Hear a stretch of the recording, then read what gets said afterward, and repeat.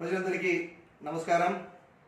నిన్నటి రోజున జీవిరెడ్డి గారు AP state fibre net chairman గాను తెలుగుదేశం పార్టీ ప్రాథమిక సభ్యత్వానికి కూడా రాజీనామా చేయడం చాలా బాధాకర విషయం.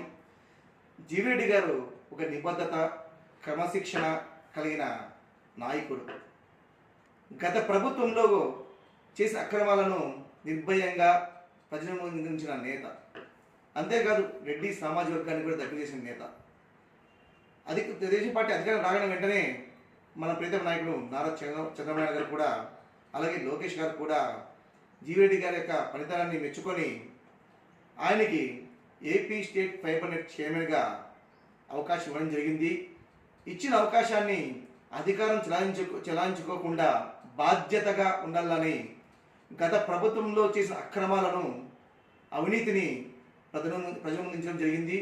అందులో భాగంగా గత ప్రభుత్వం చేసిన అక్రమాలు అయితేనేమి, గత ప్రభుత్వంలో అక్రమంగా నియమించిన ఉద్యోగస్తులను అయితేనేమి తొలగించాలని ఎన్నోసార్లు పత్రికాములకు అయితేనేమి లేదా మీటింగ్ పెట్టి అయితేనేమి చెప్పడం జరిగింది. ఈ విషయమై సంబంధిత అధికారులకు కూడా చర్య తీసుకోవాల్సిందిగా కోరడమైంది. కానీ సంబంధిత అధికారులు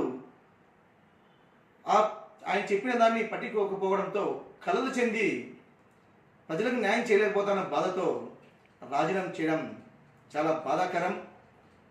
ఈ విషయమై చంద్రబాబు నాయుడు గారు అయితేనేమి, లోకేష్ గారు అయితేనేమి గమనించాలని కోరుతున్నాము.